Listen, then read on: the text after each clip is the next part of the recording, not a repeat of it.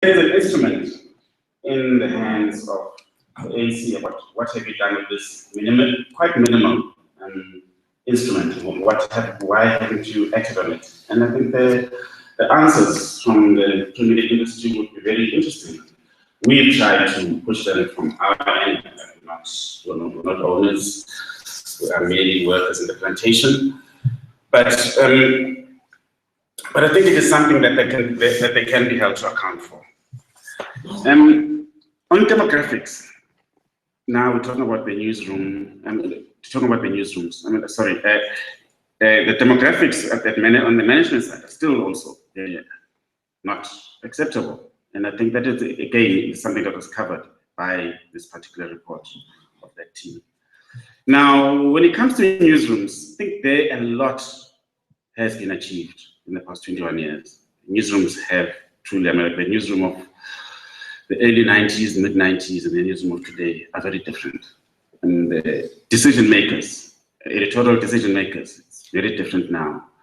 To the extent that if a white editor, particularly a white male editor, is appointed to a position, everybody sits up and says, sure, how did that happen? And I think that's how far we've gone. But obviously, I think for people in the glorious 104-year-old movement, that transformation of the editorial floors is not enough. I think there is something more that you probably are looking for. And I think that's where we part ways. Because I think what you are looking for is the transformation of content. Now, to me, where I sit, that starts to become ominous. What is this transformation of content that you are looking for? What is it that you are not liking? There are some very ideologically loaded sweeping statements that are there in the document about basically the media still fits into the neoliberal paradigm, and I wonder basically, so you want to transform a Monty Makanya away from a neoliberal paradigm, whatever that is, into something else. I'd like to know what it is, what the thing is that I am, and what it is that I should become. And if that could be explained to me, basically, because I believe, and I'll begin to answer some of the questions that the Premier and Chairperson was asking earlier on, if you will allow me. Because I think the South African media, in covering this society, actually, given the resources of a middle-income economy that we actually do a very good job. If I wake up in the morning, I live in Johannesburg, so if I wake up in the morning, we Anckzn from on the street, my paper out 7, my daily papers are Goli. From Anckzn, Mangvuga. In a paper ezongtshela ngotokoloshi lana. Right up to paper ezongtshela about trading on Wall Street. And in between, there are many other stories that are covered. And those stories are not stories of the elites, as some people would want to argue. A lot of the stories that you find in the daily newspapers that I certainly kind of come across in Johannesburg, with the exception of the business titles, obviously, are stories of people. People who are doing things, some people who have been failed by particular administrations, but some people and people who are kind of like their daily lives, what's happening in their daily lives. Some are scandalous things, some are ordinary things. And if you just look across that whole scape, and I think it's the same thing in this town, in that basically if you open all your daily papers and you will find a picture of Durban. May not be as comprehensive as we like, but we do go very far. And we do a lot in terms of holding power to account, political power, private power, and all sorts of power. We could do a hell of a lot more in holding corporate power to account, and I believe we could do a lot more about rural communities. Don't think I fully agree with some of the statements made earlier on, Uti, Asi, Bali, asithatheli ngokwanele indaba zabantu basemakhaya, and into leyo kufanele silungise ngoba I think sonke thina abantu belokhuzana kwamaphepha amakhulu sisemadolobheni amakhulu and sikwazi ukuya emalokishini, sikwazi ukuya edrobheni, sikwazi ukuya kuma-malls, and abantu basemakhaya just because abanamali yokuthenga amaphepha wethu asicabanga ukuthi nabo iy'nkinga zabo kufanele sizibheke khona kulokhuzana abantu abaphethe bazokwazi ukubona ukuthi yini eyenzakala lapho, yini izinto lokhuzana iy'mfanelo ezingafiki lezo zindawo. I'll skip some of the things that I plan to say because umthiyane uzongibulala. Safe to say ukuthi, just to, before I answer imbuzo kaSihlalo, ukuthi I think the ANC njengenhlangano ephethe eSouth Africa close to 65% of the population found emakhoneni wonke eMzantsi Afrika. I think the ANC is not doing enough in engaging in the battle of ideas. The document is correctly, discussion document is correctly titled the Battle of Ideas. But I think the ANC, for some reason, is afraid to do what it is doing with these documents on a daily basis, on a weekly basis. I do not see ANC opinions just out of the blue, an ANC person thinking out of the blue about what to do with the crisis that the country faces, to do with the crisis that the country faces around mining, for instance, and around the deindustrialization of South Africa, fresh thinking. ANC is just, it's not there. You'll hear economists and academics and other people doing that. And the ANC has 1 million and something members. And a lot of those people have strong opinions. A lot of those people are highly educated people, are people with great experience. And I don't see why it's not a consistent thing that the ANC is constantly engaged in this battle of ideas and owning that media space that we're in. Tina, we're always hungry for content in newspapers, and no editor will ever say, no, I do not want the Premier's opinion piece in my newspaper. I do not want to interview the Premier. So, but there's a reticence, I think, and I don't blame you. I think maybe there's a gap that exists between the ANC and the media, a level of distrust for some reason or another. And I think the same exists with government. Yes, the two might go together, but there is that reluctance to break into the public space until something is approved by all the levels of the organization. Maybe it's to do with organizational discipline. And just very quickly, Mtiane, just to quickly answer Martin's questions. Not all of them, but I'll try to answer some of them. That is why is it that when you speak, people think that the media believes that it's being threatened. I don't think that we necessarily always believe that. Siyalwa, siyashaya isibhakela nathi, and siyaxela nathi kufanele siqekwe. We do not have the right to say when people criticize us, they have no right to do so, whether it's small people or whether it's big people. I think it is healthy that we get punched back, and we don't have a monopoly on criticism in the public space. I think where the problem comes in is where criticism is often threatening, in the sense that if you don't do this, we will do this. And that is where the issue of regulation then comes in. We've gone down the road of the media tribunal, we went down the road of the secrecy bill.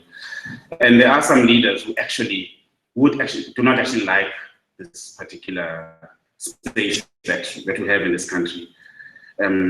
Names shall not be mentioned here, but there are definitely very powerful leaders in the ANC whose ideology matches the ideology of the people who are disruptive in parliament, who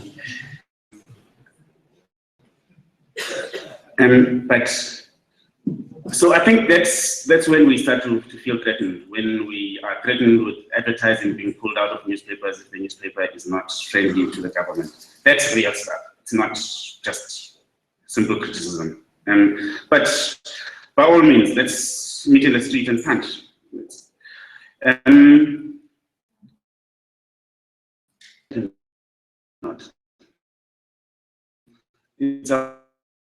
and editors, individual people, even the people who own the media houses, would never reflect. We want the country to work. So when we write negative things about corruption, it's because we love the country. It's not we hate it anymore in a negative. You spoke about the UK businessman or the businessman who's been to many countries, including the UK, and says that people don't write about their countries like we do. I would strongly disagree with that. The British media is vicious, and to the point where they even go into bedrooms, and which we don't do. And should we have? I mean, yeah, just on xenophobia. I think on xenophobia, again, I mean, like I might sound very defensive. I think we covered all angles. We sought government opinion, we sought government views, but we had to ask the question: why did, since between 2008 and 2015, what happened or didn't happen that allowed that environment to continue? And I think that is something that, fortunately, I think the government now, post this, has actually woken up, and I think things are happening now to ensure that kind of like there will not be a recurrence. But I mean, like, it was an important question for us to ask. And then, should we have an agenda that fosters patriotism? I think once you start to define patriotism, what is patriotism, who's patriotism, and how to execute patriotism?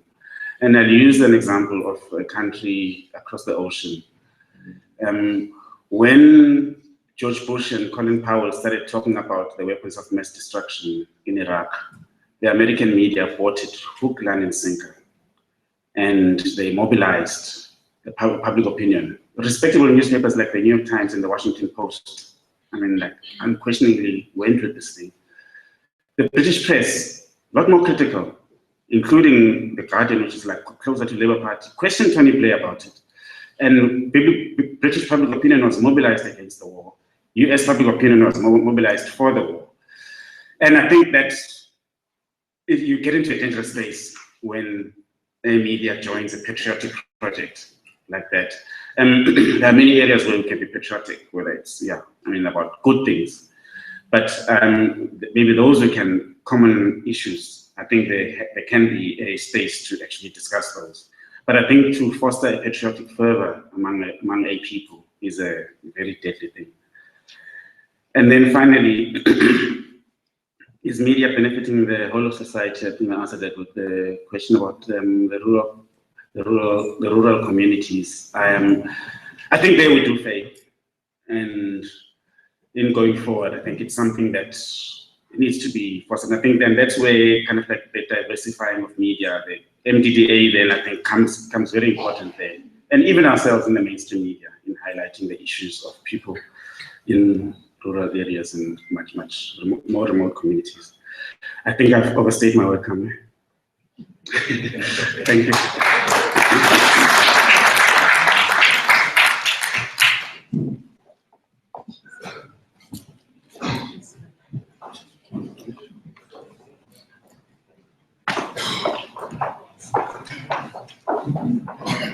Siyabonga kakhulu Mr. Makhanya wenze khona kanye lokhu esikwazela khona because when we have a dialogue and a debate we want ukuthi kube khona ukukhuluma oku frank, and this is what we are about, and the challenges that you're posting about the ANC and its handling of documents and the issue of tolerate dissenting views. Again, this is what we are about. Thank you so much to Mondli ngaleyo presentation yakhe. My next speaker, I do know ukuthi ngeke acomplain ukuthi 10 minutes imncane ngoba vele she is used to izinto ezincane being uminister wamabhizinisi amancane. So ngeke acomplain ngakho Makeba. The Minister of Small Business Development uphethe ke uphiko lokwazisa lapha ku-ANC, uyimember ye-National Executive Committee, and uyimember also ye-NEC ye-Women's League, and phakathi kwamazwe asekasebenza kuthunyelwe Angola la zakhona military training, futhi uyimember ye-National Working Committee kwi-ANC, and uke waba ke nayinxusa le-South Africa e-Brazil, and phambilini ube ese-legislature yase-Gauteng as a-Deputy Speaker, and uke waba ke nawo special advisor to President on International Affairs. Ladies and gentlemen, the presentation ka Miss Lindiwe Zuma.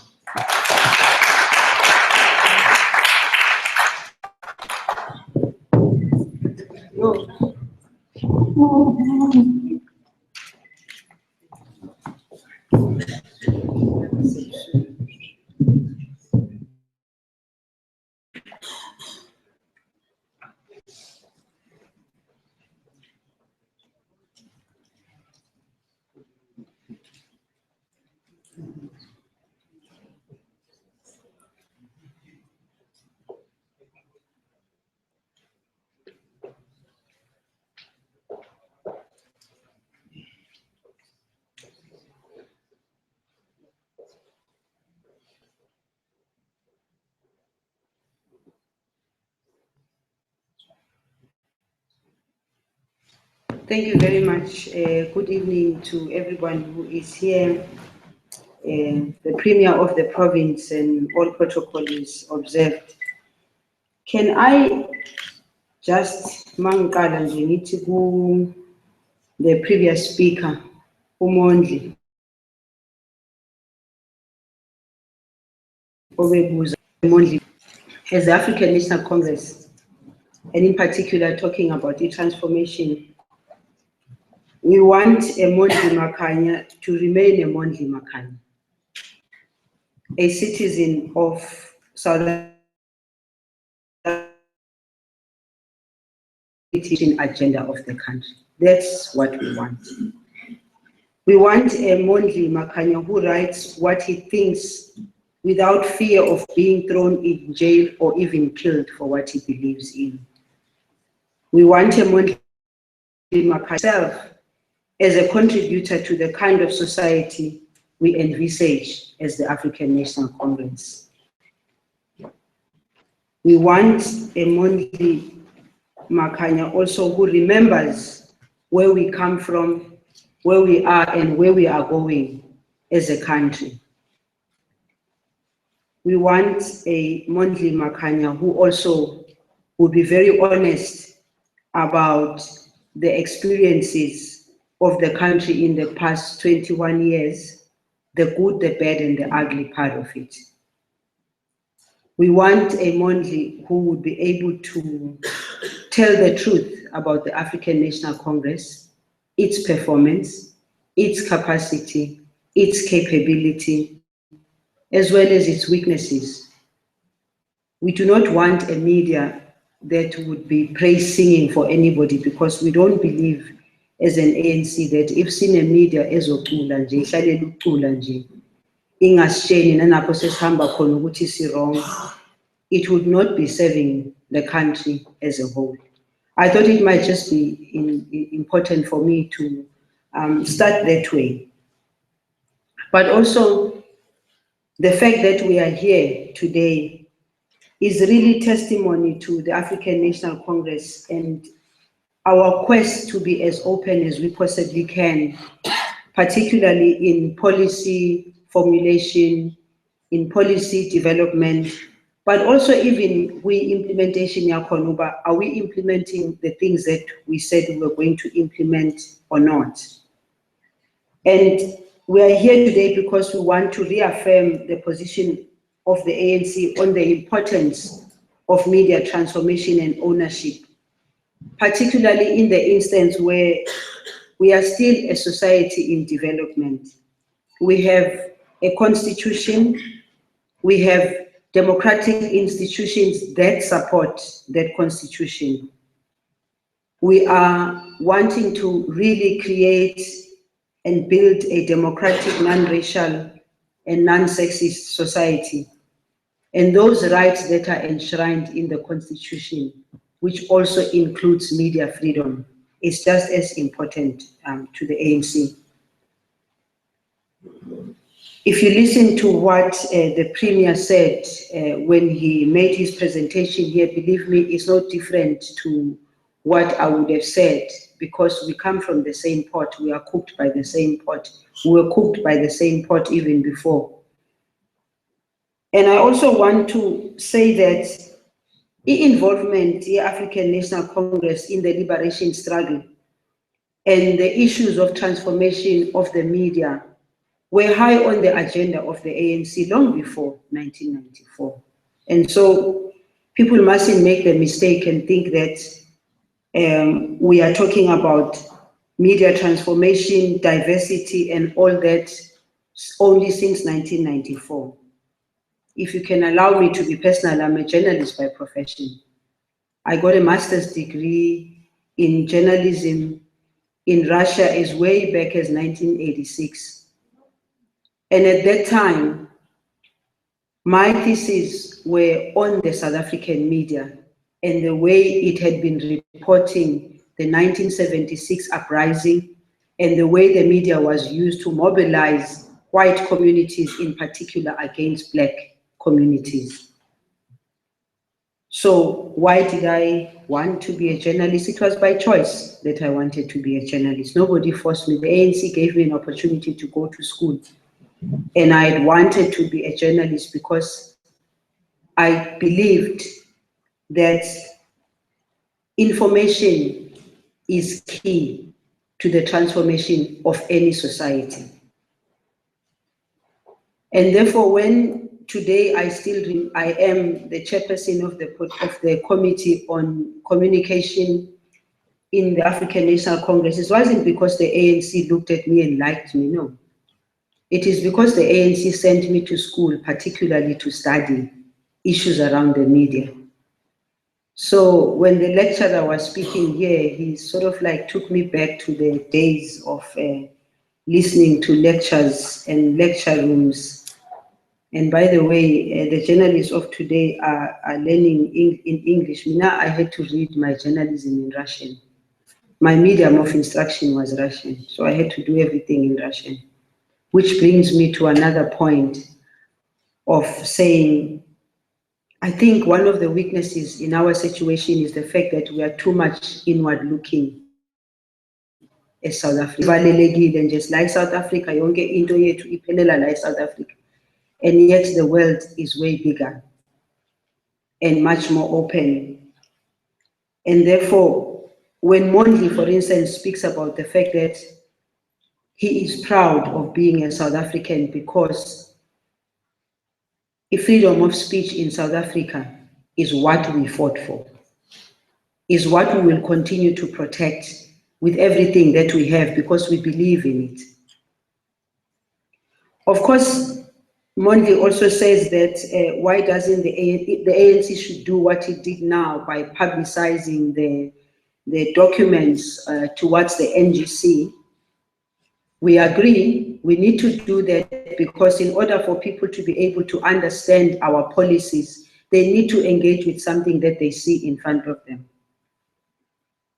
But I also would like to say to you, Mondli, that I hope you're not asking us to even give you certain things that we believe belongs to us until such time that we are sure we want it to go to the public, because that's the reality of the situation. It cannot be that because we are the African National Congress, it is demanded of us that even if sisazama ukuthi izinto siziwashe endlini, sizilungise, sizisorte out, then we are expecting us to just keep on giving that information.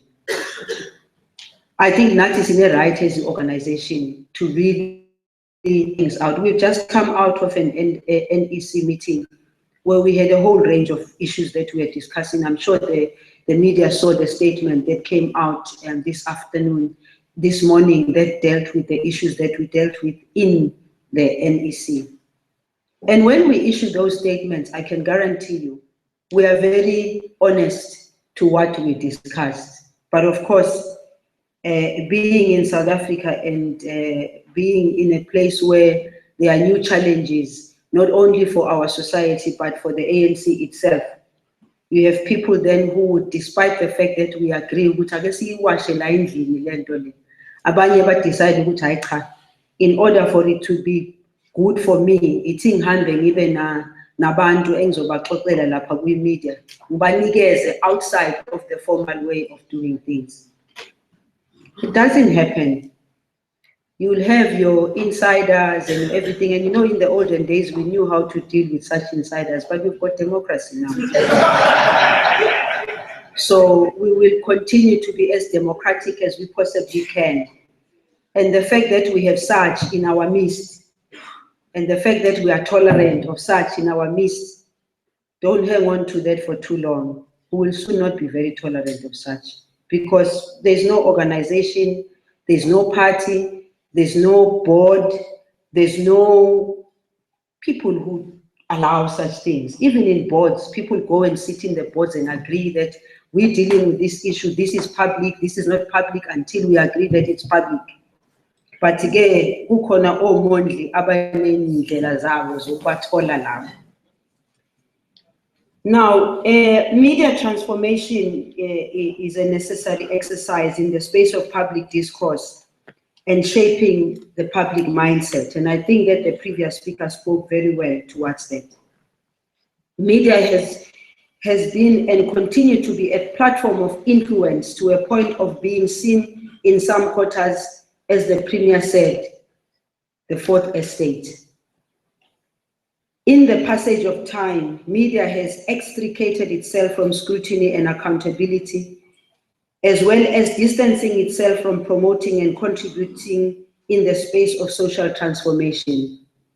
Mondli, I hope you don't misunderstand me here, because I'm not lumping you into one pot and saying you are all like that. There are some of you who continue to believe that they have a responsibility towards transformation and towards building a new society. It's just that unfortunately, most of the time the screaming headlines never show us that. The screaming headlines always, all the time, is about if it doesn't bleed, it doesn't sell. And so throughout the development of society, media has played both a positive and a sinister role.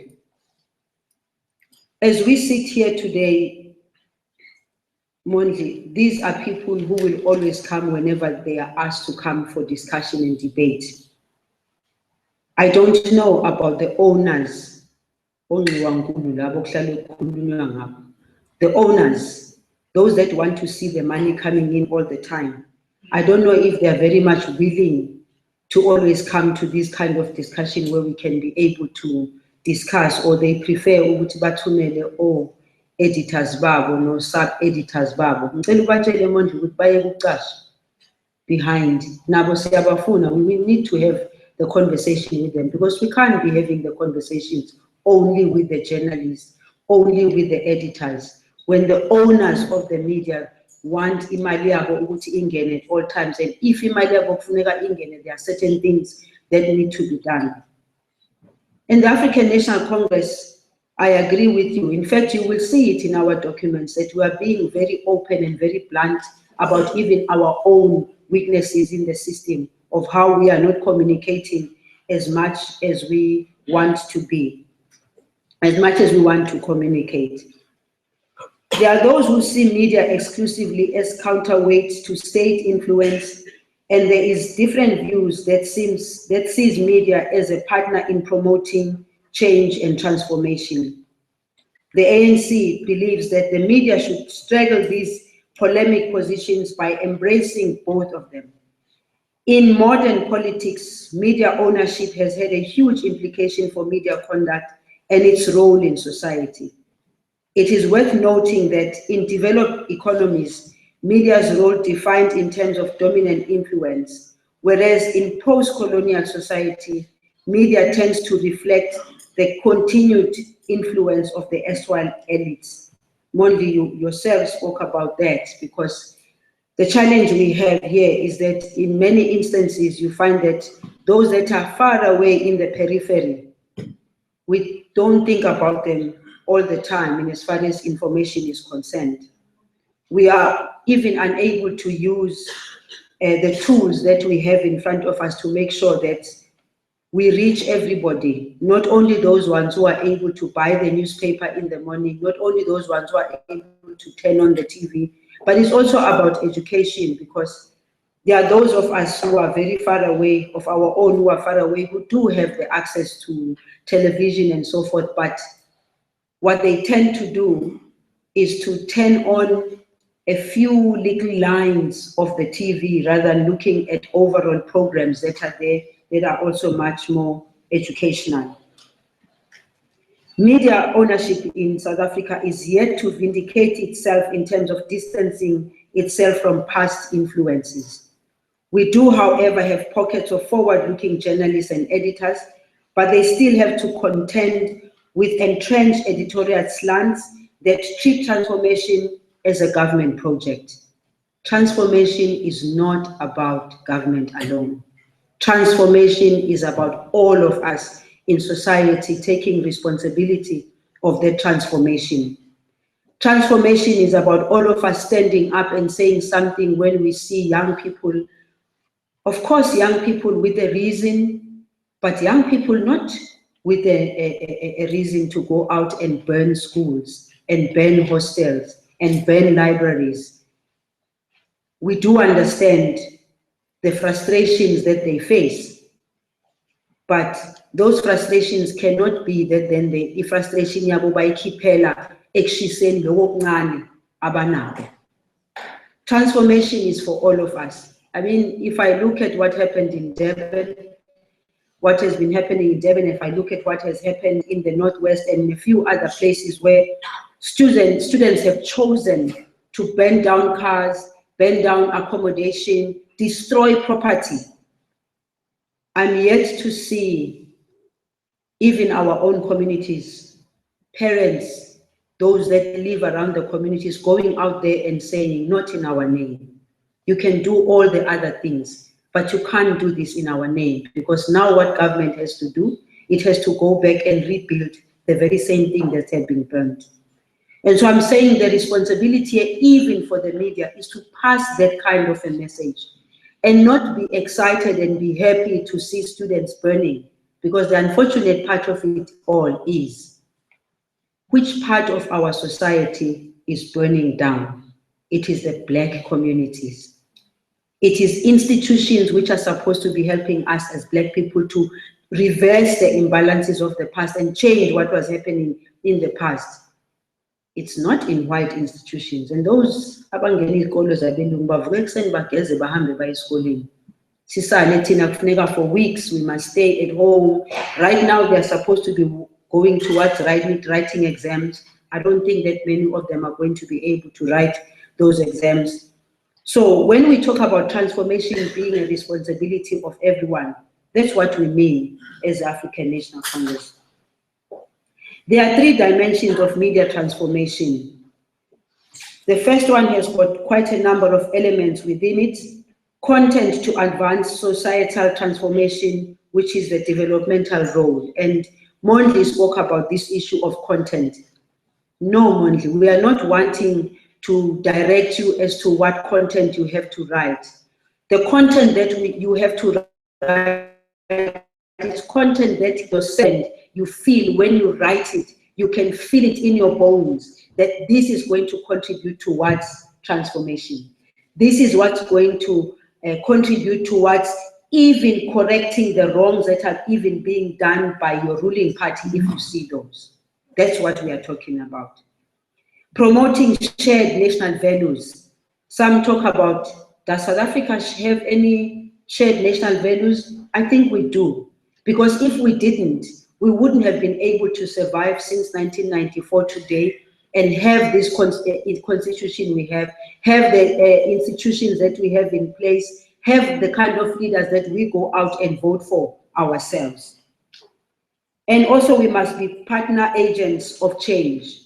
The media cannot think itself as change has to be dealt with only by government or the communities. Your role is also to assist us and partner with us in that. Fight backward tendencies, respect diversity, and protect all cultures and languages. One of the biggest challenges we have in South Africa is that when it comes to culture, culture is discussed in different ways by different people. When it comes to language, it's worse. The language that we normally use, sesajwayele ukukhuluma isiNgisi kakhulu. Bengisasho nje ku-Premier mangifika la ngithi hey kumnandi ukuba seNatal ngoba mangila eThekwini ngiyakwazi ukuthi ngikhulume isiZulu ngiqhubeke. Ukuhlala eGoli kuyahlupha because eGoli you have to speak English, theSotho, Tswana, Pedi, all those languages. The issue is the media itself. What are you doing to promote the 11 languages in South Africa? Because I think government is doing as much as it can, not enough, but we're doing as much as we can. Promote progress in society, carry the South African flag in international platforms. Mondli, you can't run away from the fact that the majority of Africans, when they arrive in South Africa, just over the weekend I was with others that came from Nigeria, when they open the TV, when they read the news, they were saying to me, yo, it looks like we are not in the country we thought we are in. Now, I'm not saying that the headlines must not scream when there are bad things that are happening, but it cannot be that consistently, continuously, the only thing that we see is the negative side of things and very little of the positive side of things. We need to keep a balance so that people can also be proud of us. Most importantly is the promotion of social cohesion, impartiality in promoting public discourse. Public discourse, radio carries public discourse. Mabevuka nje ekuseni bekhuluma nabantu, millions of South Africans across the length and breadth of South Africa. There are radio stations that people wake up to towards in the morning and want to listen to because they know they're going to get a balanced view. They're going to get things about education, about the social life, about the political life, about music, a balanced approach. The second group of issues that we think are dimensions of the media transformation are upholding ethics when reporting, responsible and factual. I can give you a string of people who have woken up to a headline when they were never even called to be asked, do you know anything about this? What I learned as a journalist is that information before you are supposed to at least check whether these are facts or not. Editorial policy must be in keeping with the need for responsible reporting, research-driven media, impartial reporting, not advance malicious agenda, be a source of reliable information, treat political parties equally and fairly. This one is a pain to the African National Congress. In fact, sesivuka Anckzn sisibuza ukuthi between thina ne-EFF ubani ozoba ku-front page. Sithole ukuthi hayi cha noma upresident bekasemiduphi avula what you call that, yes, phase 6. Phase 6 ozowenza ukuthi kube sure ukuthi i-electricity ne-energy i-reducer the problem that we've been having of load shedding. Noma sekuphela 3 weeks, 4 weeks, 6 weeks kungena load shedding. Khohlwa. Awuzumbona lo president in the front page. Khohlwa, not in South Africa. Noma upresident angaya endaweni ethize la kubonakala khona ukuthi kubonakalisa i-progress for South Africa. Cha, awuzumbona lo president ku front page. I-front page izowenzani? Iziyohamba mayeya ngapha la ngathi kukuhle ngakhona. I-front page izofuna ukuthi ake sibone ukuthi kukuphi la kukubi ngakhona so that sizothatha lokho kubi sikwazi ukuvala lokho kuhle ngapha. That's just what we have to deal with in South Africa. And mina, I'm one of those people who've been privileged by the African National Congress. I've traveled almost the whole world. I know what it is when the Americans say this is a national agenda. As Mondli has said it himself, he says they all shifted and believed ukuthi there was weapons of mass destruction. Bakhohlwa yonke into, babelieve nje ukuthi hayi kufuneka siziprotecte from this monster that is coming our way. And they knew perfectly well ukuthi ayikho lento abayikhulumayo. They had a national interest. And they made sure ukuthi leyo national interest yabo was protected. Never mind ukuthi namhlanje seyijikile sesilwa nabo ukuthi siboniseni phela ukuthi where were these things. But it was even the media that made sure that they were protected. Verify facts. Facts are hardly ever verified. And you know what is the excuse? No, we couldn't find the minister. No, we couldn't find the DG. No, we couldn't find the premier. Find the premier, find the minister, find everybody. So that ma uyibhala lento oyibhalayo, uyibhale ube inhliziyo yakho imhlophe yazi kahle ukuthi ngisho ngalento engiyibhalayo. The third one, and it's the last one, Chair, I'm almost done. The third one is accountable media and the recourse mechanism. Honestly speaking, many of our people are still not aware of the recourse mechanism. Part of what we are supposed to do, again, not by government alone, it's our responsibility to educate our people and let them know that institutional recourse is available to them. And then we've spoken so many times about the need for an independent tribunal, a need to discourage repeat offense. Media must generate tighten self-regulation. However, these must be tested against the abuse, hence the need for independent mechanism. Cost of reckless reporting must be material. I know that Omunye Minister Konamanje media has to show remorse by giving equal prominence to what would have been determined as an incorrect reporting. We've spoken about this over and over again. The front page, we say something. When it needs to be corrected, it will be on the third of that page is even closed. It will be somewhere very small like this. These are just some of the things that I think collectively as the society, including the African National Congress, we need to work on very hard. It's been 21 years of our democracy. And in the 21 years, we have seen the good, the bad, and the ugly. I think that we must make sure that we promote the good, work on the bad and the ugly, to make sure that the future looks brighter for us as South Africa. Lastly, is the issue of the way women are portrayed in the media. I'm very happy that you raised that issue. That, I mean, even looking around this room tells you of what is happening in the media space. I don't want to even go into the ownership of the media, because right now we are just talking to journalists and editors and commentators and so forth. I think that battle for showing women for what they are as contributors to this society, we still have a very long way to go. The media also prefers, because it gets adverts, even the car, when Mercedes-Benz is selling its car, it must come with some half-naked woman to show that maybe this half-naked woman is as good as this Mercedes-Benz or is better at that, I don't know. And this is a struggle that we have carried for years and years in South Africa. And it's something that must not also be left only to government.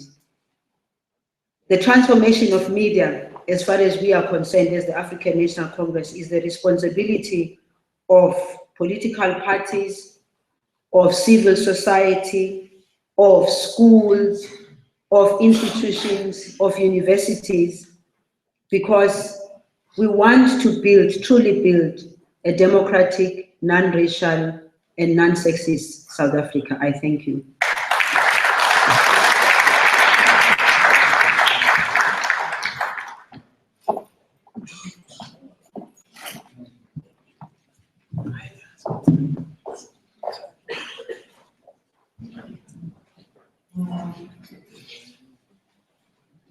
All right, siyabonga kakhulu Makeba.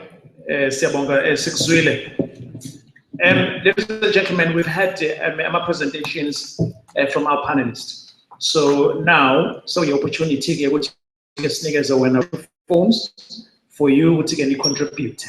This document is going to take as a come from yourself as media players. The reason you were invited here is because you play with space a role and a contribution and the people who matter. So now I will allow you to raise your hand, introduce yourself. Yes, we will take questions, but I'll be more than happy if your questions are also accompanied by the things you want to see included, changed, or your observations. So I'll start with the gentleman up here. Some of my colleagues will come with the microphone and we introduce the organization. Please.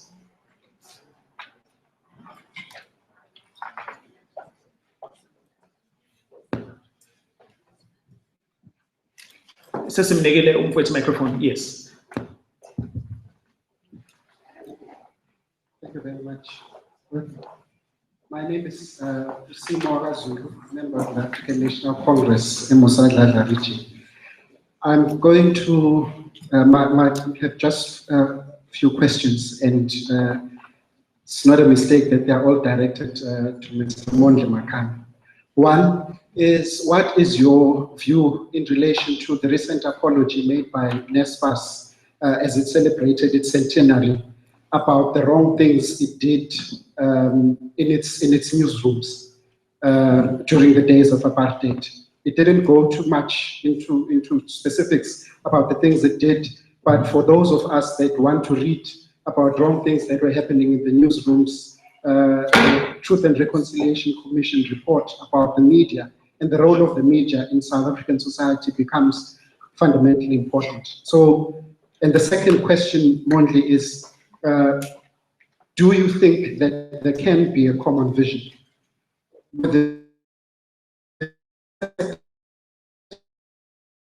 which includes the media about how can we advance the South Africa that we visualize? It might not be in the lines of the patriotic fervor that you talked about earlier, but there could be areas of common interest and perspectives that we can take from, starting from the Constitution and the recent adopted National Development Plan. And lastly, there has been a recent judgment by the recent statement made by the Competition Commission as it relates to anti-competitive behavior within the media. And this again relates to anti-competitive conduct done by NSFAS, which crowded out a local newspaper, and I think it's in Free State or something. You might be familiar with that more than I am. But what is the media in this regard, SANEF, doing in relation to support local media, like local, could be print or broadcast, to make sure that they thrive? Because big companies, big media companies can, through their anti-competitive behavior, crowd out promising publications because of this battle around who controls, who owns, and therefore who consumes the media that we have. Thanks. All right. Joining us now, we City Hall, la sikhuluma khona ngendaba yoku-accelerator kwe-transformation ye-media. Njengoba uzwa ama-questions, uzawaphendula ke Mr. Makhanya lama-questions, but ngajabula if i-question elandelayo i-comrade lime kancane sithole ke abakwe-media sizobuye sibuyele kuma-comrades. Fine, ngifuna ukudilutha le kaSimo because siyafisa ukuzwa i-media nangu Mageba sizoya kuyena Mhlakanipho Zulu. Siyabonga Alex, ngathele baningi kakhulu oZulu. Alex, I think when it comes to the transformation of the media has traveled quite a long journey. One, take in mind a person like Percy Koboza, who worked for the World newspaper that was shut down, I think it was in 1973 or so. and you look at the developments that have actually taken place, that even the revolution that we actually talk about as a country, the media has actually taken strides in popularizing the revolution that has actually taken place. But the journey has got too many stops and starts. In a sense that in 1994, the build up to 1994, we were all caught up as journalists in actually trying to understand how should we package ourselves.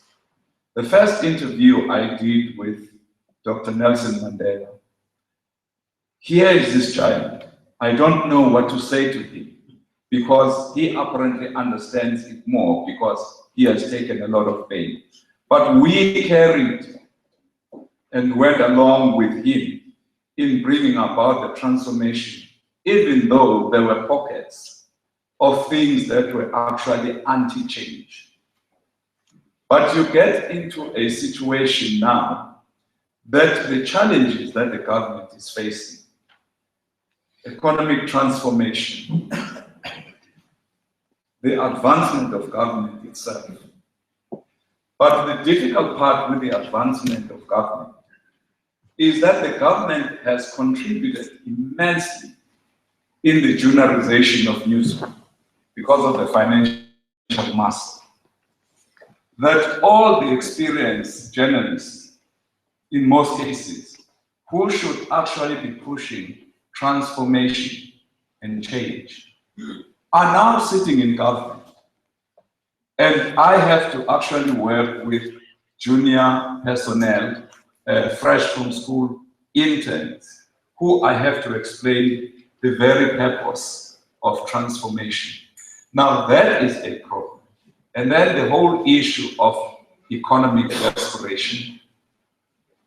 Now we have had a lot. Today we have ministers like that look at the small business and stuff like that, which has always been a problem. But when you look at the bigger picture, the diamond magnate who died in the mid-2000s, the BS guy, what's his name? Someone can remind me. The chairman of the BS died at the age of 91. Now, as a country, we are in need. We have a situation whereby these guys are saying, okay, we are in for transformation. And then they say, we will take 50 million plus pounds and go invest in the London Stock Exchange. But we will leave our offices here. And then you look at the state of minds in terms of the transformation and where we are at this point in time.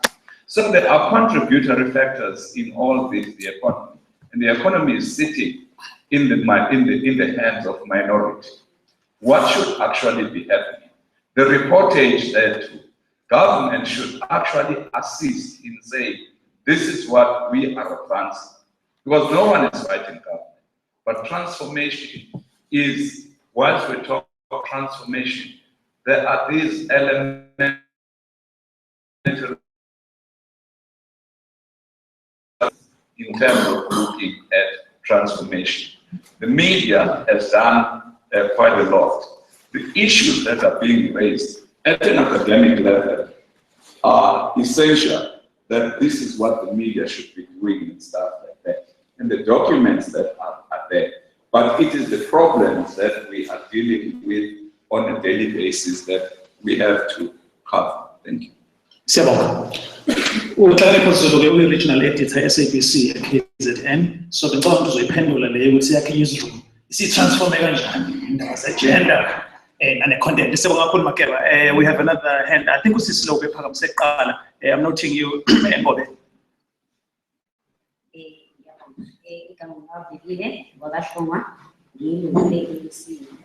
Sorry?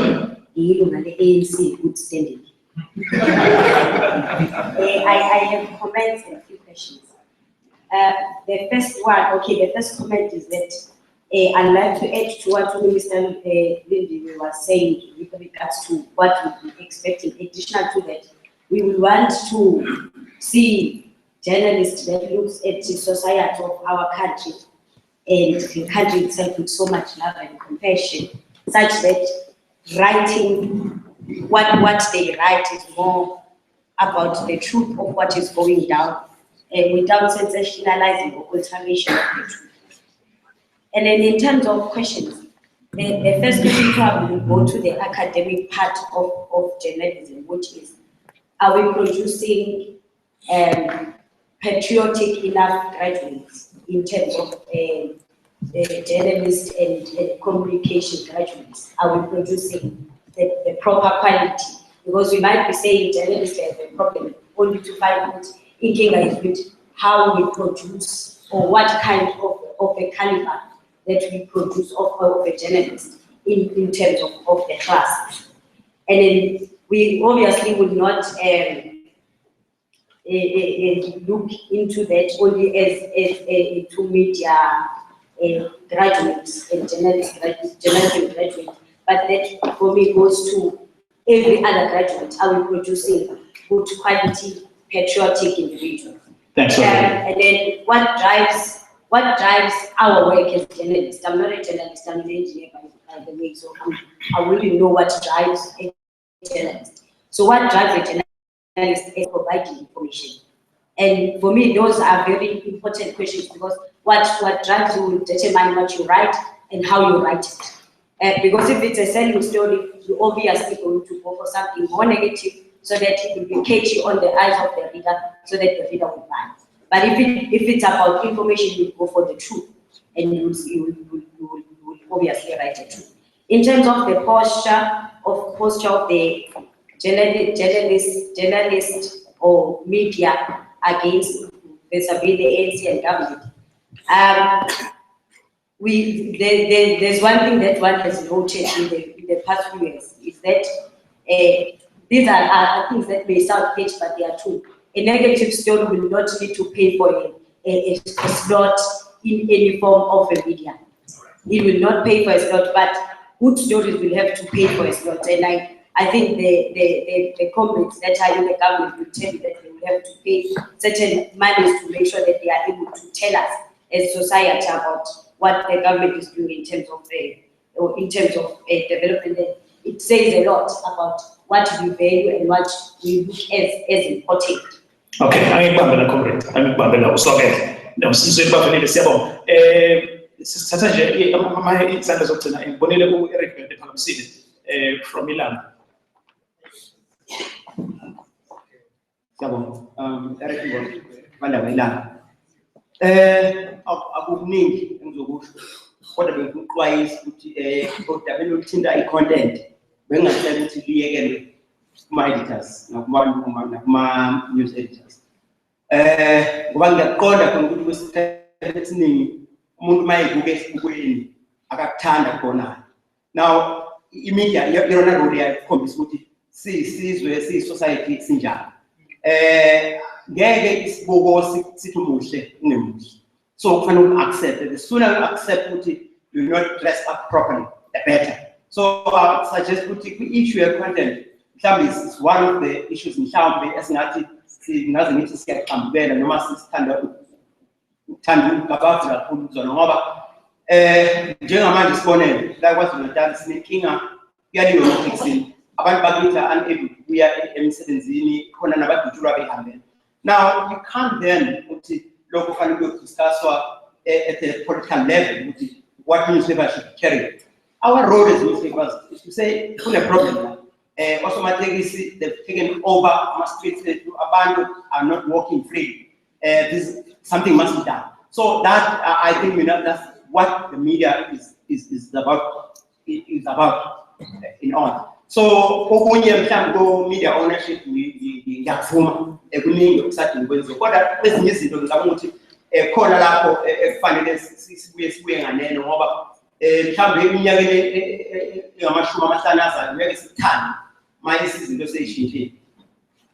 Okay, ngiyasebonga kakhulu. Ngicela ukwenza njena nje ukuthatha mhlawumbe izandla ezintathu zokugcina evela kubantu abakwi-media kodwa. Yes, please.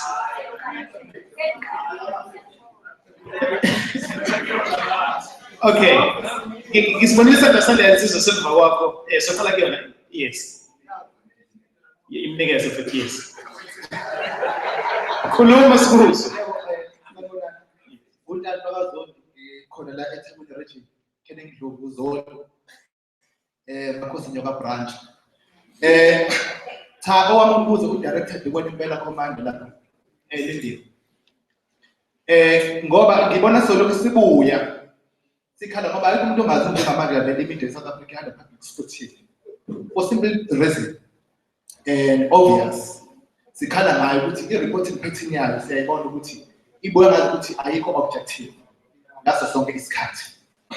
I'm not saying koma okureportwa imedia into efuna ukuthi singayithathi singayincomi la ezokhona kahle but kuwe ukuthi iline ngakuthi ngaso isikhathi ufuna ukuthi ibe negative at all the time. Now i-problem ongibhekene nayo ukuthi lo hulumeni esintweni kangaka ubuya ngazi ukuthi ufuna sometimes ukuncenga ezinye izinto ezingenasidingo. Sikhuluma nge-America njengamanje kade example nge-America. Sithi yenze sho ngoba ibukela le diyenza ukuhambe invade amazwe ngeyinhloso zayo. Kodwa bakwazi bese abantu base-America bek-embrace abanye ngoba bethatha njenge-national interest lokwenza kwabo. Imedia rala behind leyo agenda yabo ekade isabisa impact emhlabeni nje wonke. Into esimple enza lokho ukuthi more than 80% we-media state ucontrolwa ngaphakathi state. Into eyaziwayo leyo. More than 80% i-media, whether print media or on-air media, ngaphakathi state icontrolwa state. So abantu patriotic and into i-media icontrolwa ngaphakathi state. But vis-a-vis more than South Africa, more than 80% we-media in South Africa ucontrolwa outside of South Africa. So now, citizen abantu about patriotic, but we've got media operator in South Africa, but which is not controlled in South Africa.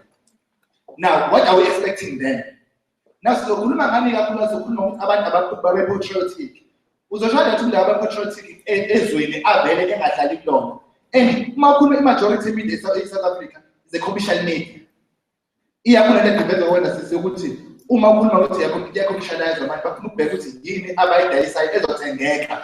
So obviously izitori ezothengeka kube lezi zitori ezikheshayo kubantu uma befunde kube lezi negative ke ezimbi isikhathi esiningi mase slimathi nesi South Africa. So bengithi ke mina ke uhulumeni yini yena into eyenzayo njengamanje ukuthatha into eyayenza kancane umfowethu lapha umakhanya wangakithi kwaMashwadeni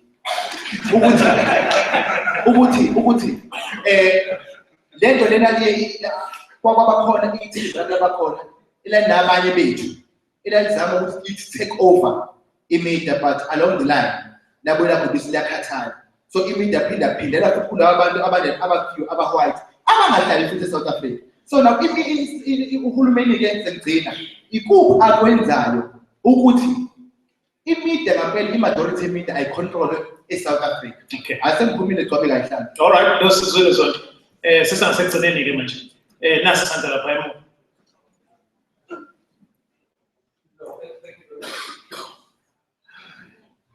Thank you very much. Guys, got comrade comrade man. Thank you. Ngubheki nowaKhosi, popularly known as Utofantofo, from the Congress of the People. Unfortunately, this cut said us about one would have liked to engage further on this issue of media transformation, because from where I stand, the question will be, what are the expectations of the ANC when you talk of media transformation? Oh, Mama, as alluded on their expectations of the ANC. But are those expectations of the ANC the expectations of the society at large? That's a question for another day. And Uba Makhanya has made a statement. There was manipulating Isilo during those days for the benefit of the AFP. Is there a prospect now from Makhanya to overturn the statement and say facing the current president of the country, that Umsholo is manipulating the silo as the silo of the ANC than the silo Samasu. I'm saying this because Umsholo will remember, we were invited by silo to deal as political leaders in the province, to deal with the issue of killings in the province. And the ANC was going to Mangahu. The silo took a podium and said, so we scarred man, so we ANC lead to Masu. People must go out there and vote for Zuma because as in his necessity. What was the statement supposed to mean? So can we then hear what Bakari say now Zuma is doing that? And Umamu media, we need the media that will cover all political parties equally. But I mean, I can give testimony to the fact that SABC TV, they were instructed, an instruction given, SABC journalist, TV, that they must not cover Cope. Cope must disappear. We'll have an event, full house, but in that event, SABC will give coverage of a one-to-one to the president. Never show the message because Cope must disappear. So is that what you want? Is that what I'm talking about? And lastly, we no comrades I mean, thank you. I know the perspective of an comrade is not well received, maybe. But when we talk of immediate transformation, are we talking a scenario where we remove a white editor in the office and put a black editor? Or are we talking a media where journalists, sub-editors are objective in a manner? Because sometimes you find yourself being interviewed by a journalist, but you'll be confused as if you are being interrogated by an opponent who is a political party A and B in your engagement. This journalist is not talking to you as a journalist, but is interrogating you as if you are an opponent. All right. Do we want that? No, that's my question. Yeah, sure. As for the public broadcast, the gentleman in front of you, I call unfortunately, this is such a work in the gentleman chairman of a move.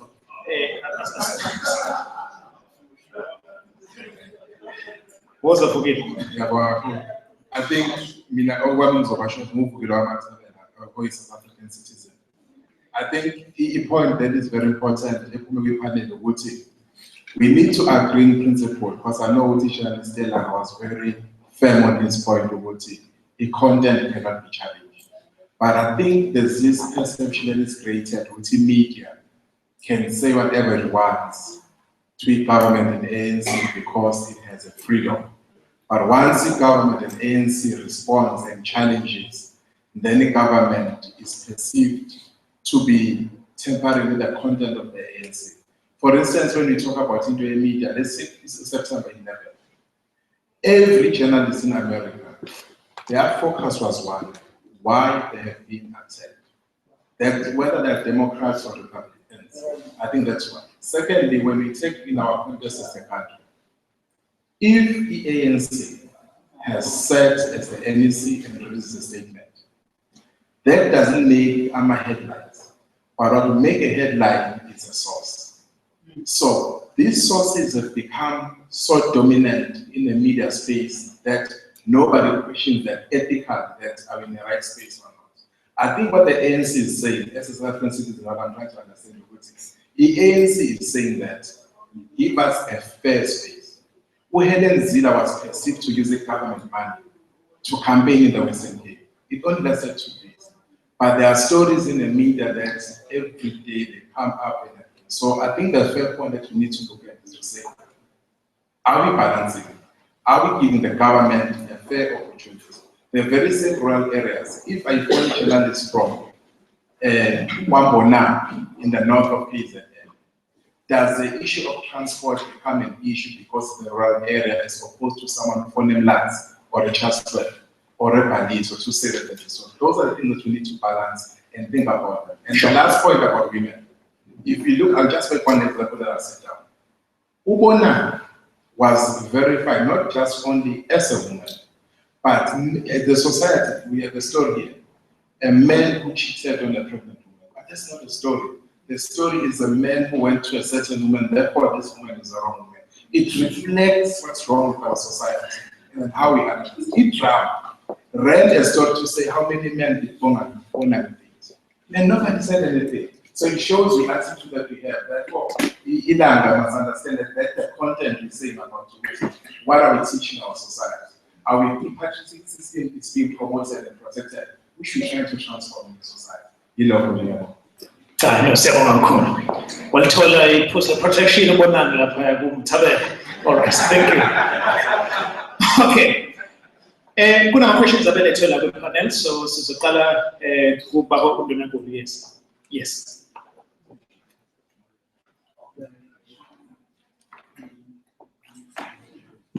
Thank you very much.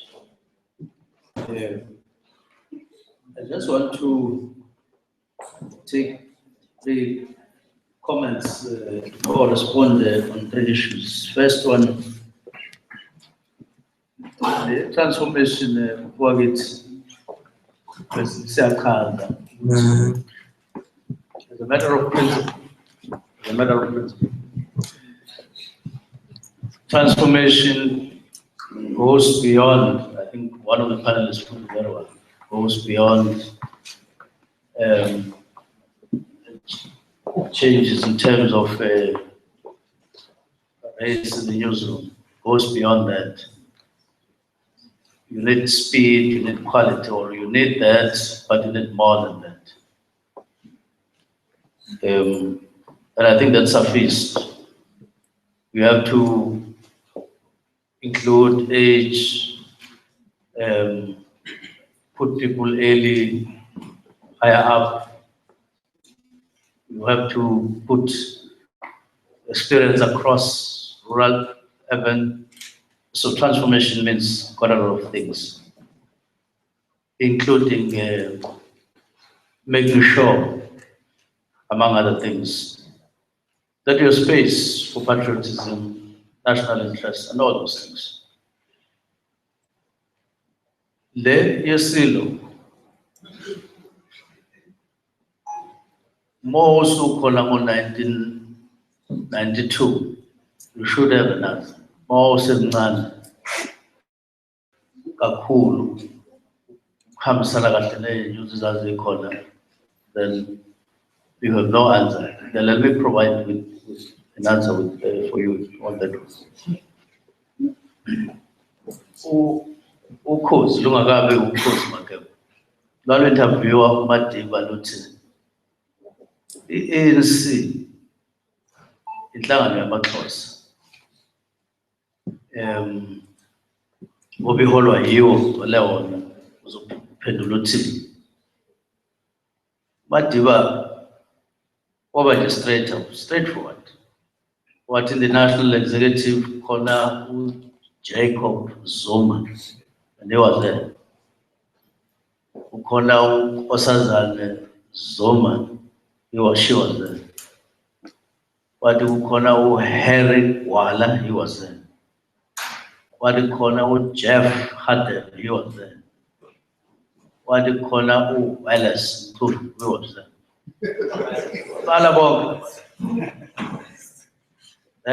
That question was then answered there in 1992, 2015. Now, Loa Madiba was president of the ANC, still stands today. Malalela kabantu kuba unengongenayo. Ungathathi into yokuthi silo sathi kwase kuba kanjani. Ukukhumbule futhi ukuthi umakhetho president into prominent akubi the language or your origin in terms of tribal groupings and all those things. We look for merit, we look for when I was showing so kanti futhi silo vele masikhulumele Congress. So ayihlangani kahle. Eyokugcina content, asayibani, we don't want to contest it. Bhala wona. Bhala. Nathi ngeke sitwist isibuko sakho, ngeke ukubona into ezizithina mzubhala ngayo. All we're saying ukuthi start with balance. All we're saying is what Comrade Linde was saying. I'm President Zuma. We phase 6 to resolve, to deal with the continuous problem of electricity. Adding a number of kilowatts to our lives on the grid. That's what we want. Oh, forget that. Ngoba nakwe born,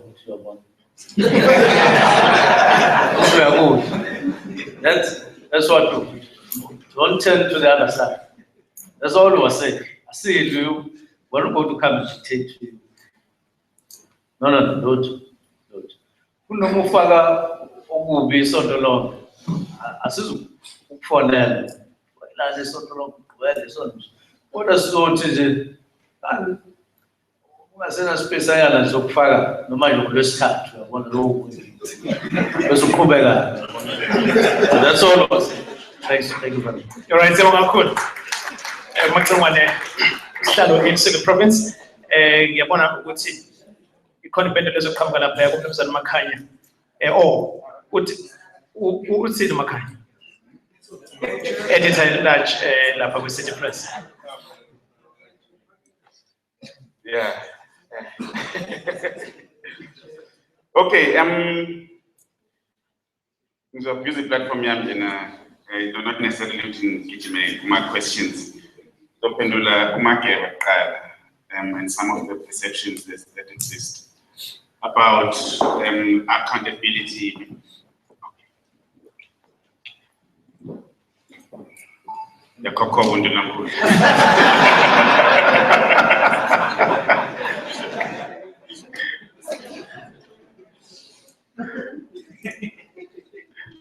No, there's a perception which I don't know. I mean, like, how many times this has to be repeated, or I know maybe it has to be repeated a million times about the accountability mechanisms. We are not a law unto ourselves. We know, as the media, how powerful an institution we are, and we know we can make or break people's lives. Sometimes with truth, and sometimes with mistakes that we made. So we cannot be above reproach under no circumstances. We're human beings. And so, as a result, there are accountability mechanisms. Before there used to be a system of self-regulation, a self-regulation mechanism, and after the work of the Press Freedom Commission, which was a review, basically, of the system, of our system, which was chaired by the late Justice Pius Langa and had like many eminent persons from across the board. The system was reviewed and it was strengthened. And now it's no longer called self-regulation, it's called independent co-regulation. And why independent co-regulation? Because it's the equal members of the public. It's a 13-member panel, 6 representatives of the press and 6 public representatives. It is headed by a retired judge who is seconded to the system by the Chief Justice. There is an appeals panel which is headed by another retired judge, Judge Nguyen, who is also seconded by the Chief Justice. The appointment of the people who are on the press council is done by a panel which is headed by a retired judge who is also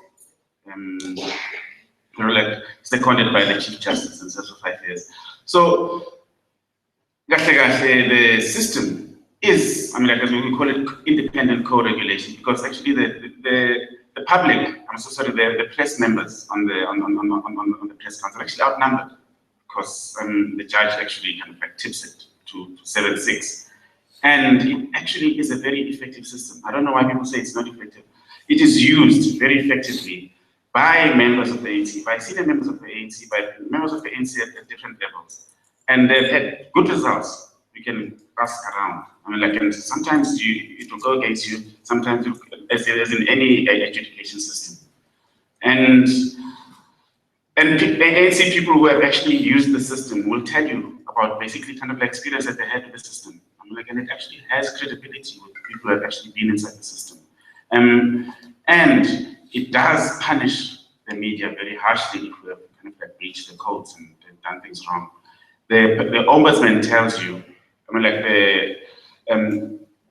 Linda spoke about the fact that that we put something small on page 2, whereas something was page 1. That doesn't happen. No, the ombudsman tells you where to put the apology. It's called a space file. If he says put it on page 1 and put it on page 1, you have no choice. You put it on page 1, and it happens all the time when an offense is said. If you offended on page 5, he will take out page 5. If there was an advert that was supposed to be there, he will order you to put it where the advert was, and you have to throw the advert out and use the money where the advert was going to be. So that is actually monetary. That's monetary punishment actually.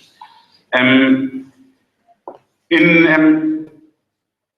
it's the thing is like there's a turnaround time. It's free. Ordinary people use it, and it is proactive and it is effective. And then people who say that the system is ineffective, I don't know where they get it from if they have not tried it. I mean, you still have the opportunity to go to court, and like, the whole thing about the system is that you do not spend a cent. And in fact, the system actually we have something called the public advocate, who takes up the cause of the complainant. Even if the complainant has not complained, actually. Sometimes the public advocate actually initiates the complaint if they see that there's a story that actually has breached the rights of an ordinary person, because we find that it's some not so sophisticated person, I use that in inverted commas in terms of the see things. So I think before we begin to judge the system based on sloganeering and making blanket statements, see the system for what it is. I mean, like, and if people actually want to go to the website and look at the judgments, they're there on the website of the Press Council. Look at the constitution of the Press Council, and speak to people who have gone through that system. I mean, and like as I say, like in any education system, it will go against you, it will go against us, and we get very bitter sometimes because it rules against us where we feel that we've done our jobs. So there is a strong accountability system. What we have been against is a statutory accountability system and a statutory tribunal, and which actually puts the control and regulation of the media in the hands of a government. Some of you may like that idea because the ANC is in power now, and you mean the ANC is regulating the government. But there will come a day, maybe when Jesus has returned, when the ANC is no longer in power, where you have where you have an ACDP in power, where you have a party who victimizes you who's in power, and you will look for those independent institutions that you actually thought when you were in power, kind of like that thing we actually want, that's controlling media, because we are. Anyway, so just let's not think about namhlanje. Yeah. This republic is going to be around for the next 10,000, 50,000 years. Let's think about the legacies that we, this generation, live for, kind of like for people we leave behind, and the free space that we have as a republic, whether it's media or whatever, it's something that we should really treasure. Anyway, just to answer the questions that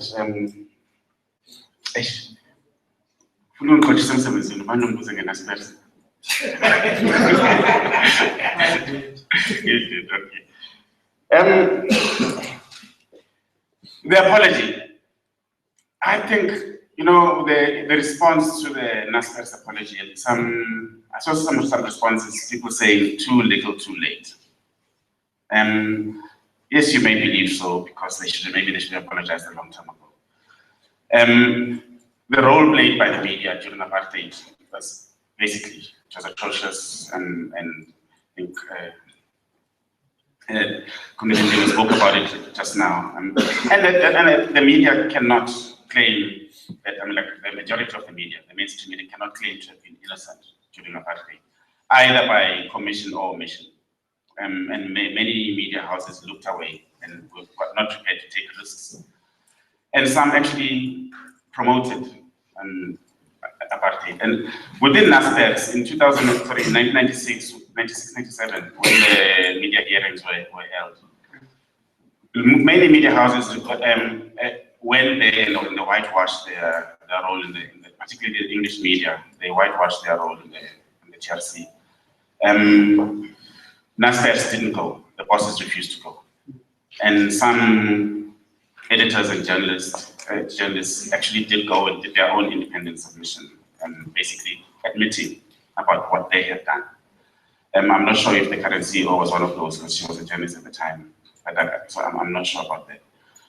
There was still something called the Forum of Black Journalists back then, FBJ, and which I was part of. And we went and did a submission on behalf of, we did a whole survey of black journalists from some who were 100 years old about their experiences in the media, and basically, and we did our own submission there. And as I say, we cannot campamanga about Uti media during apartheid. So that is something that I think we should accept. Now, when it comes to apology, it was made. And in 2015, you can say too little, too late. But the fact that it was made is critical. It's a question of what do you do with that apology? I think it's very short-sighted to say, so what? I mean, I think that it's an opportunity to engage with that particular institution and say, so what does this apology mean today? And I think that's the strategic way of actually taking it. The Competition Commission on which I'm not sure I can answer you there, because anti-competitive behavior is bad. I mean, it's inexcusable, whether it's whoever has done it. The Competition Commission ruled against NASPERS in Media 24, and I know they're taking it on appeal, and they've said as much. So I'm not sure what I can particularly say about it. I'm not a competition lawyer or anything, but I can just say that it's a bad thing. If it was true, then yeah, whoever did it. Yes, we do assist community media as the industry. And we as editors have offered our help to community media people. But it has never been taken up in terms of them coming to say, look, how can you upskill us? And like, look, it doesn't take a lot. Either they send people to our newsrooms or we go and do workshops there. I mean, like it's something that personally I would want to do. And I know my colleagues and my colleagues have also said as much. So then I just want to, you also asked a question about the common values and common. You mentioned two, and you were on the spot. The Constitution, NDP. And I think in those two, we have such scope. Brilliant Constitution, and the NDP is something that there is national consensus about. The only people who don't like the NDP are elements of COSATU and Abolo Kuzana,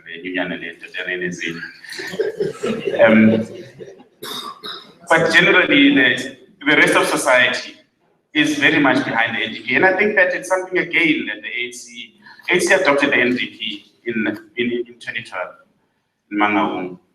Cabinet has adopted the NDP, Parliament has adopted the NDP.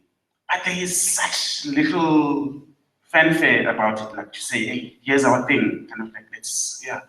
You'd expect that it's something that would all be read in society around, because there's no document besides the Constitution, but this is a practical document now that actually can seize the society and say to the society, as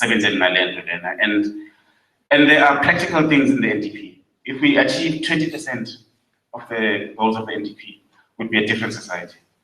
And I think that that's. Yeah, I just want to say, the documents are important, but I really believe if the ANC focused on the NDP and said, how do we mobilize society behind the NDP? How do you mobilize this country to achieve NDP goals? As a governing party, you would have to do very little else of going back to Morogoro and strategy and tactics. Yeah, I think, okay, very last thing.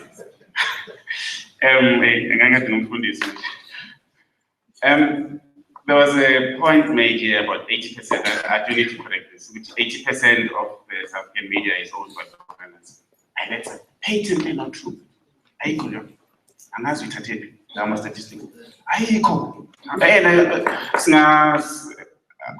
want to argue here. You can Google it now. I mean, like it's just patently not true. And then, yeah. So anyway, we can engage about it afterwards because I mean, it's about to and fro. And then the very, very last thing is this thing of glorifying the patriotism of Americans. Cannot do that. I mean, that is the most diabolical regime, one of the most diabolical regimes on earth. The things Americans do. So it's not, if you want to instill patriotism in our people, it cannot be like patriotism in our Americans. Lies of Milano, in the name of the stars and what, Star Spangled Banner. It's not an example. If we hate the bad that the imperialists do, let's hate the bad that the imperialists do throughout. Don't appreciate that. Yeah. Anyway. Okay, Robin. Thanks. I think the lady, the engineer, you asked from an academic perspective, do we produce patriotic journalists? I would say we do not produce patriotic journalists, and we do not produce unpatriotic journalists. I think we try to keep our content with our syllabi relevant, obviously within context, and we like to ensure that our students are critical thinkers, are independent thinkers. And so that when they get back into society, because that's where the main thrust is, to kind of actually serve society, not necessarily serve their owners and the bosses and the editors, but serving society. That's the way we see it. They're doing a great job. And I think that's very, very important to bear in mind. We'll give them everything that's available. I think the second point you asked, what drives a journalist, if I may answer, I think the truth. Should be the truth. And how do we contribute to a better society? Well, I'm very concerned where you have stories from journalists who never attend a meeting or a function or event. The Trevor Noah story is the one in particular, where the sources come from. And more recently, somebody who did not attend a meeting wrote for a weekly newspaper. So it's an issue that you need to keep in mind. I think that's very, very bad, and I think editors need to clamp down on that. I'm just a bit concerned, I don't want to throw it back to you, Mundli, but where are the checks and balances? Where's the check and balances by the sub-editor for that, for example? Was that story commissioned? Who was commissioned to the story? And I think that's problematic, and that's what we need to actually remove. If I may just take the liberty and answer, and if you don't mind, Program Director, wearing my cap as the BCCSA Commissioner, we've never, ever had a problem of an apology which we asked a radio or television station to broadcast. Never. And one of them was at the beginning of this year, where a councillor from the East Rand had taken carte blanche to task. And we are upfront to broadcast an apology, as we as the BCCSA had actually stated. And it was done verbatim and no questions asked. So, I think from that perspective, we do have wonderful cooperation from our members, that's the radio television stations. I know the SABC is here, and also the SABC has actually been very, very supportive of what we try to achieve. I think when I say supportive, in the sense that the SABC doesn't come to the BCCSA and say, so what next? They tend to have the internal processes in place before they even get to us at the BCCSA. But, I'm just responding to what Moni was talking about, the print media industry. Thanks. Robin Sulal from Durban University of Technology, Head of Communications. Thank you very much. I think we are still to see a lot of apologies coming through. And we will not be gloating on those apologies. You've seen the apology that was made through the Citizen and all. You didn't see us jumping all over the show and saying, yeah, you know. Those apologies, we expect them because we believe that when people see that they've done wrong somewhere, they can only come up and say, we're sorry for the wrong that we have done. And we would only celebrate what we would like to entrench as the African National Congress, that is the press freedom that we believe in.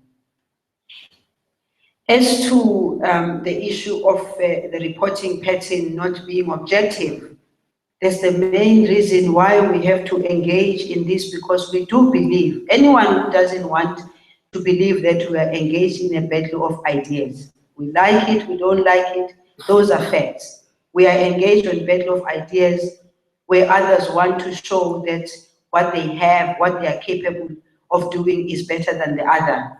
And all we are asking for in the media is that they need to be fair in their reporting, and they need to follow up the stories throughout across, and not decide that when it's a story that's got everything to do with the African National Congress, they must follow it, but when it's got something else to do with other political parties, they don't have to follow it. All we want is not the media to carry the battles of other people. That's all we're asking for. Allow us to carry our battles because we've got capacity to do that. But don't join others and carry their battles to destroy us, and you think we're going to sit here and think it's fine, you're doing the right thing. What are the expectations of the African National Congress as far as the media is concerned? If you go into the document which we are making public and we are expecting people to go through, you'll see, go to page 11 of the document. It specifically goes on to the issues of the media transformation and what the transformation should focus on. Ownership and control, management, editorial staff, publishing, printing, distribution, research and advertising.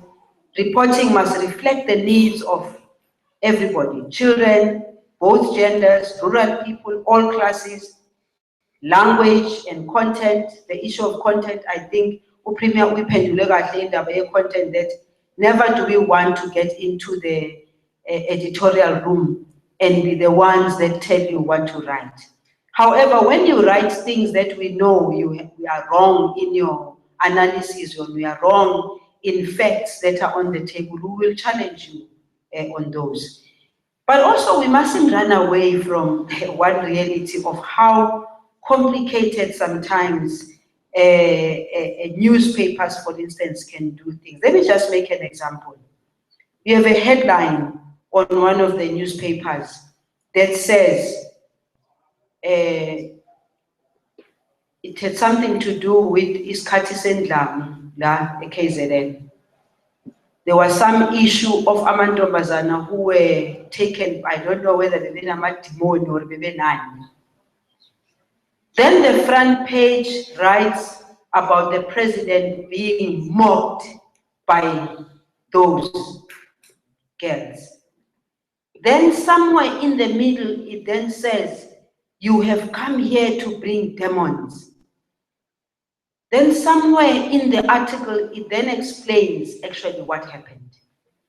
That legal piece that says you have come here to bring demons, if you look at the mobbing of the president at the top and that legal insight that says you have come here to bring demons, automatically we are born with how the president is being mobbed by this, or president demon. Those are the things that we talk about. Why do you have to do something like that? Because when you take that and you connect it, you only find that that piece that was there was said by Isilo, talking about those that he felt had brought the demons in there. But the way the story was done, it now looked like President Zuma was the one that came with the demons. And now we pick up the phone and you ask the editor of the newspaper and say, why did you do this? And then editor says, no, these two things are not connected. And I'm like, no, but it's not true. If you're sitting in your editorial room and finalizing the paper, obviously for you, when it's Zuma is mocked and that little thing, when you connect that thing, obviously you conclude that Zuma demon. It's only when you read the article from the beginning to the end, then you realize that no, the story is not like that. Those are the things that we talk about when we talk about content. Let there be fairness here. Issues of transformation for the ANC is about self-regulatory mechanism, the press ombudsman, the press council. We say that it remains ineffective and needs to be strengthened for enhanced independent accountability mechanism. This discussion must be pursued and led through the parliamentary inquiry. Protecting, defending, and promoting media freedom. The media industry must be encouraged to implement the recommendations of the various reports done with their participation. The media climate must be free from vested political and commercial interests. This has been our guiding principle in all engagements and ongoing discussions on the media transformation. Those are just the basic things that we are talking about, and they are all here in the document. And this document is public because we want everyone to contribute towards enriching this document so that when we go to the NGC as an ANC, we feel much more comfortable that it's been given out there to the public to also comment about. Thank you. Cool. Siyabonga kakhulu Minister. Sesigoqele bakwethu siyabonga. Isikhathi siyohlala sinking, but I can assure you we will have more of these debates and discussions as we run up to the NGC. I'm going to now request, which is here we vote of thanks, Sesifike Ekugcineni, sicela ke PC member and head of communication la KwaZulu Natal uKhongolose uKhabazela uSenzo Khiza.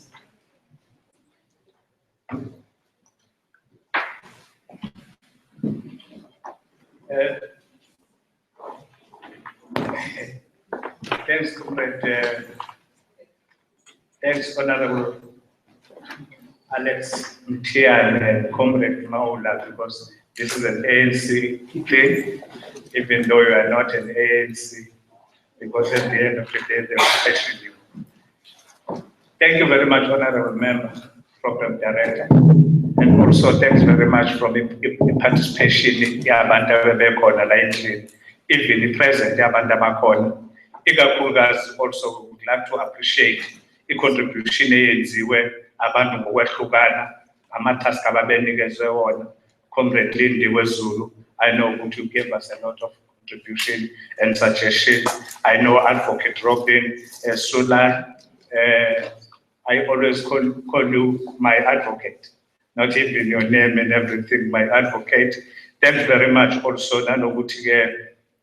It was a way to nama issues naye. Kodwa namhlanje we had a good interaction and so on.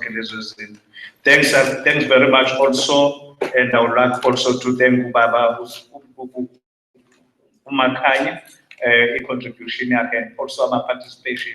Because what is important, the comrades were honest, were standing up, raising our issues, raising their views, because the ANC must be in the position where ANC had these views. If we regional general council or a general council ANC, where it discuss our issues, because we're expecting to get feedback from even Kubangu, who are even not even members of the ANC, but who will want also we programs the ANC, because at the end of the day, we'll be in a position to develop our contribution as well, and even our contribution in terms of media transformation, because all of us we want to move in progress in terms of media transformation. So it's very important to get them the foundation or the contribution into our comrade. But I request all of you, comrade, even though you were not given the opportunity to contribution year, please submit something to us. Be prepared at least to develop something, read the ANC submission, media transformation, because we've got a document, media transformation. We are prepared, and all of you are allowed to go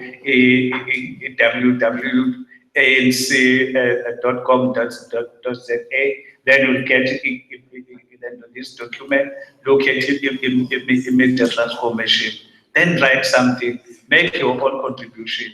Then from there, make your suggestion. Then as the ANC will be in a better position to say, even though Abantu may be part of this meeting and we're expecting them to contribute and to make their own contribution, say something in office because all of us, we want to see improvement rather than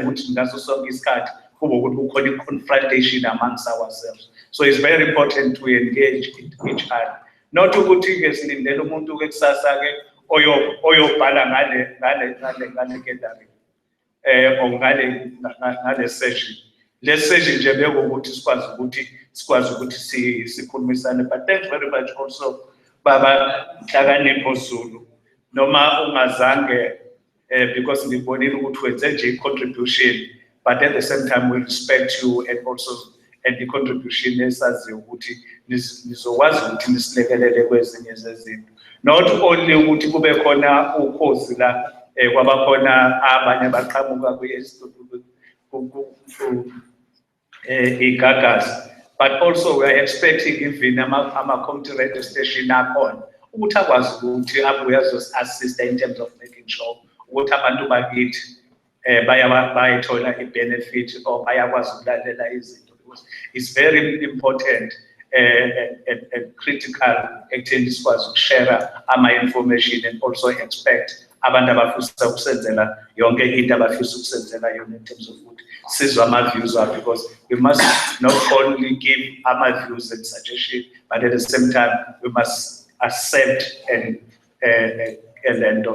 adopt and accept ama-resolution, ama-suggestion from members a community or people, because abanye benu are not members of the ANC. Not because you don't want to be members of the ANC, but because we are busy at the moment, we are doing one or two things. That's why you are not a member of the ANC. So thanks very much. But siyazi bona ukuthi sazi sibonga ukuthi ke ubakhona kwenu bekusize kakhulu and kusilekelele kakhulu. Siyaxolisa mhlambe uthathe ke 3 hours. Even though we wanted to see, we've arranged with Kubekis 2 hours, and now says about no 3 hours. So it's an apology, but we wanted to see the one. Thank you very much.